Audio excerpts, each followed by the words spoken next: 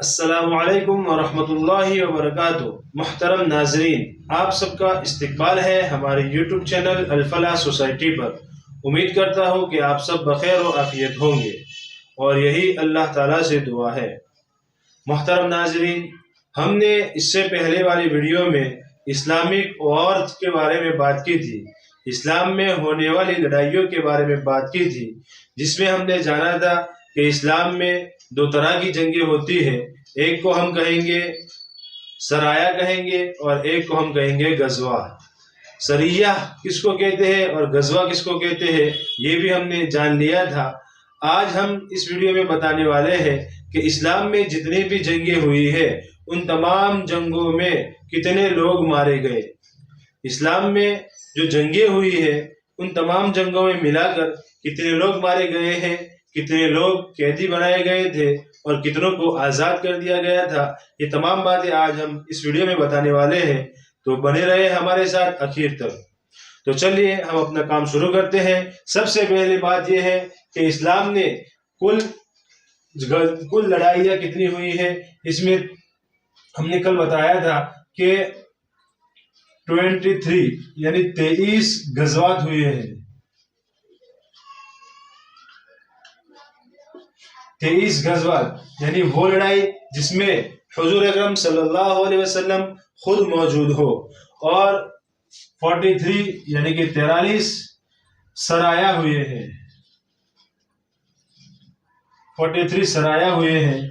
कुल मिलाकर total Islamic जंगें कितनी हुई? इस्लामिक जंगें कुल मिलाकर 66 हुई। टोटल इस्लामिक जंगें 66 जंगों के अंदर, सिर्फ इस्लाम के अंदर 66 जंगें हुई है। अब इन तमाम लड़ाइयों में 66 जो जंगें हुई थी, इनमें तो बाज लड़ाइयाँ ऐसी थी जिसमें लड़ने की नौबत ही नहीं आई, और बाज लड़ाइयाँ ऐसी थी जिसमें लड़ने की नौबत आई, और ज्यादातर वही लड़ाइयाँ हैं जिसमें लड़ने की नौबत नहीं आई, और बहुत ही कम है वो लड़ाइयाँ जिनमें लड़ने की नौबत आई। अब बात करते हैं कि इन लड़ाइयों में 66 लड़ाइयों में कितने लोग मारे गए। तो हमें आंकड़ा मिलता है, हमें एक संख्या मिलती है 10,018 लोग इन लड़ाइयों में मारे गए। इस्लाम में होने वाले लड़ाइयों में 1018 लोग मारे गए। अब इतने कम लोग, आज लोग ये कहते हैं कि इस्लाम तलवार से फैला है। अरे अगर तलवार से फैला होता तो यहाँ पर आंकड़ा कुछ और होना चाहिए, जैसा कि फर्स्ट वर्ल्ड वॉर में था। अगर तलवार से फैला होता तो आंकड़ा कुछ और होना चाहिए, जैसा कि सेकंड वर्ल्ड वॉर में था।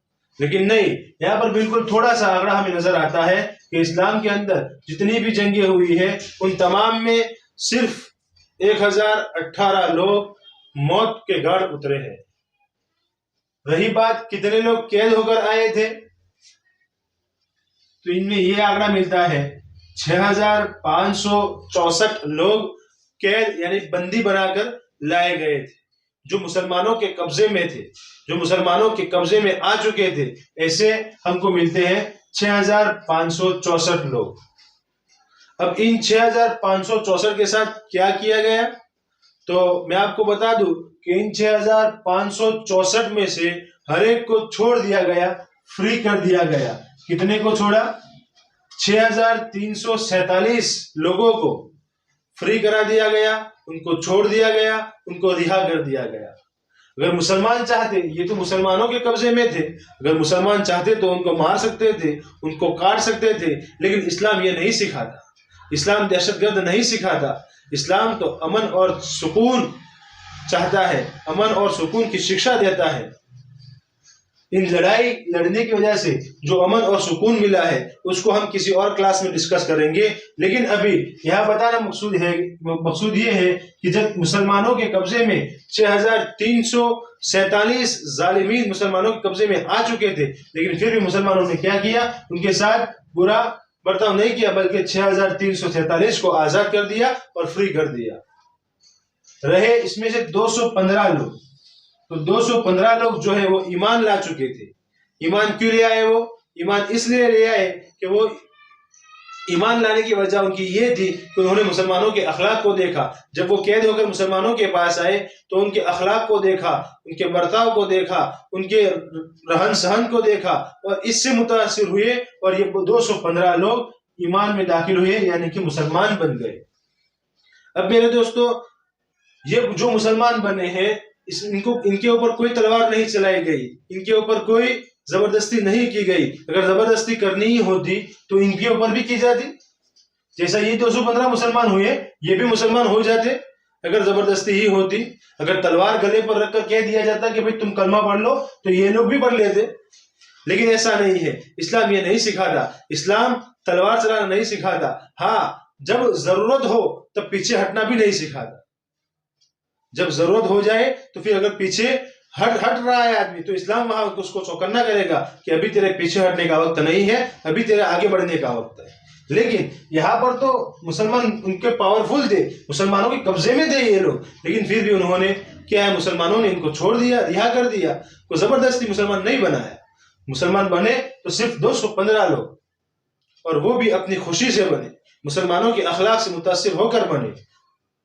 तो कुल मिला के बात यह है कि आज जैसा कि कहा जाता है कि मुसलमान दहशतगर्द है, मुसलमान इस्लाम जो है वो तलवार से फैला है, तो दोस्तों पूरी लड़ाई, जितनी लड़ाइयां हुई है, 66 लड़ाइयां, 66 वॉर्स हुए हैं, उनमें सिर्फ 1018 लोग मारे गए हैं। अब इतने ही कम लोग मारे गए हैं और इतने कम लोगों को लेकर ये कहना कि ये दहशतगर्द है, तो दोस्तों आप खूब समझ सकते हैं ये कहां तक ये बात सही है। ये तो थी इस्लाम की बात। अब आते हैं हम फर्स्ट वर्ल्ड वॉर की तरफ। फर्स्ट वर्ल्ड वॉर जो हुआ था उसमें कितने लोग मारे गए थे? इसमें मारे गए थे 20 मिलियन लोग इसमें मारे गए थे। फर्स्ट वर्ल्ड वॉर में 20 मिलियन यानी कि 2 करोड़ लोगों को मौत के घाट उतारा गया था। और जख्मी कितने हुए थे? 21 मिलियन लोग फर्स्ट वर्ल्ड वॉर में जख्मी हुए थे। कहा 1018 और कहा 20 मिलियन। सोचने वाली बात है। आज दहशतगर्द इनको कहा जाता है, इनको क्यों नहीं कहा जाता? इनको तो बड़ा अच्छा समझा जा रहा है। सोशल मीडिया के जरिए इसको बदनाम किया जा रहा है, मुसलमानों को बदनाम किया जा रहा है। ऐसा क्यों? हालांकि इनकी लड़ाई में तो सिर्फ 1018 शहीद हुए हैं, 1018 मौत के घाट उतरे हैं, लेकिन यहां पर आंकड़ा मिलता है 20 million, 2 crore first world war में। दूसरे वर्ल्ड वॉर में आते हैं सेकंड वर्ल्ड वॉर, इसके अंदर 35 मिलियन। जरा सोचने का मकाम है, गौर करने का मकाम है मेरे भाइयों। जरा देखो 35 मिलियन, 3 करोड़ से भी अधिक लोग मौत के घाट उतरे हैं सेकंड वर्ल्ड वॉर में। अगर कुल मिलाते हैं तो देख लो, आंकड़ा आपके सामने है।